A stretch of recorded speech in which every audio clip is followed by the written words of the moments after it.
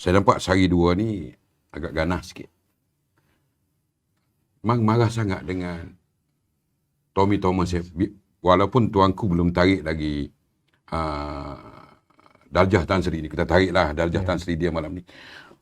Marah sangat dengan Tommy Thomas. Sebenarnya, apa sebenarnya yang membuat Aizat turun ke balai buat report polis? Apa kesannya sangat dengan buku yang ditulis oleh Tommy Thomas ni? Datuk Rafi, saya tengok apabila penerbitan Tommy Thomas, bekas Peguam Negara itu bertajuk penerbitan dia My Story Justice in Wilderness. Kan? Jadi ada 500 lebih muka surat. Dah mula ditularkan pada hari Ahad. Jadi saya pada hari Isnin pun saya baru dapat peluang nak baca sebahagian daripada apa yang dituliskan Tommy Thomas. Perkara yang kita lihat tu, apa yang Tommy Thomas tulis tu, sebenarnya dia langsung tidak menunjukkan bahawa beliau adalah bekas Peguam Negara. Tan Sri Tommy Thomas ni, dia bekas Peguam Negara, dia menulis buku tu saya boleh gambarkan sebagai satu bentuk komik ataupun satira politik semata-mata. Right. Tidak ada pun menunjukkan bahawa Tommy Thomas ini sebagai seorang peguam tersohor yang dah berpuluh tahun mengamalkan undang-undang sehingga menjadi peguam negara. Kira peguam negara ni kira peguam nombor 1 Malaysia. Tetapi saya tengok apa yang Tommy Thomas tulis tu. Yang pertama, kita pun pelik. Sebagai saya pengamal undang-undang yang masih muda. I'm still a junior. Belum sampai 7 years practicing pun. Kita tengok, kita faham. Kita walaupun tidak berada dalam jabatan peguam negara ataupun apa-apa jawatan peguam kerajaan, kita faham bahawa peguam negara ni satu jawatan yang besar yang apabila beliau menjawat jawatan tu, dia tertakluk kepada Akta Rahsia Rasmi 1972. Itu asas yang pertama. Jadi bagaimana pula penulisan Tommy Thomas, dia boleh menceritakan yang belum kita tahu pun sama ada benar ataupun tidak. Dia ceritakan satu persatu banyak kejadian ketika beliau menjadi peguam negara. Tetapi persoalan saya yang saya terpanggil sehingga saya pun sebelum saya buat laporan, malam tu saya telah keluarkan satu kenyataan saya. Dalam 3 muka surat pandangan saya terhadap Tommy Thomas, dan saya cabar Tommy Thomas untuk buat penjelasan segala pendakwaan-pendakwaan tu dan juga minta maaf. Dan kemudian saya tengok kena ada juga buat laporan polis ni sebab apa yang Tommy Thomas tulis tu bukan sekadar dia salah daripada segi akademik, tetapi juga ada pelanggaran peraturan yang telah Tommy Thomas bekas Peguam Negara buat. Sumpah jawatan dan sumpah Akta jawatannya. Rasmi. Dan seakan-akan apa yang Tommy Thomas tulis tu, dia menggambarkan satu persepsi yang tidak baik di kalangan rakyat Malaysia. Sebab rakyat mula mempersoalkan Peguam Negara ini dia kena mengadap Perdana Menteri kan nak buat apa-apa keputusan. Sebab kita tahu sebagai Peguam Negara, dia kena berada di landasan yang berbeza dengan badan eksekutif, Perdana Menteri dan Kabinet. Kita sendiri tengok Tommy Thomas tulis dia mengadap Tun Dr. Mahathir, Perdana Menteri ketika itu, dalam isu Zakir Naik. Dan kemudian isu Zakir Naik, walaupun dia sebut dalam tu dia ada pandangan yang berbeza mengenai proses nak ekstradisi ataupun dan juga expulsion of Zakir Naik daripada negara. Dia ada pandangan berbeza, tetapi dia cerita dalam tu Tun Dr. Mahathir stop dia. Jadi persoalan saya, kenapa sekarang baru Tommy Thomas nak tulis dan terbitkan dakwaan seperti itu? Kenapa? Sebagai peguam negara, peguam yang mempunyai prinsip, sepatutnya apabila ada perkara-perkara sebegini, ketika beliau jadi peguam negara pun sepatutnya dia dah cakap soal ni ataupun dia lepaskan jawatan. Soal integriti. Soal integriti. Baik.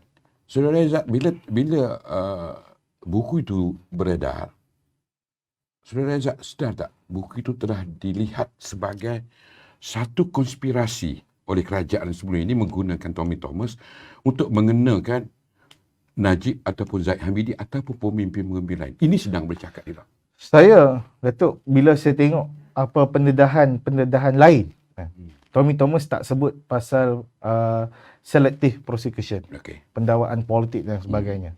Tetapi perkara itu saya nampak tak mustahil Dengan pendedahan. dengan yang pendedahan ni. Sebab bila pendedahan Tommy Thomas tu, yang dia tulis tu, yang kita tak tahu betul ke tidak ni, dia ceritakan bahawa bagaimana seolah-olah institusi perundangan terpenting negara, Jabatan Peguam Negara, AG, yang mempunyai, kita kena faham, Peguam Negara mempunyai kuasa mendakwa. Dalam Perlembagaan Persekutuan tu, kita sebutkan, AG ada kuasa mendakwa. Jadi, AG boleh tentukan siapa yang dia nak dakwa. Polis boleh buat siasatan. Ataupun SPRM boleh buat siasatan. Apabila kertas siasatan telah lengkap, akan diserahkan kepada pejabat peguam negara untuk tentukan sama ada siasatan itu nak dituduh ataupun tidak di mahkamah.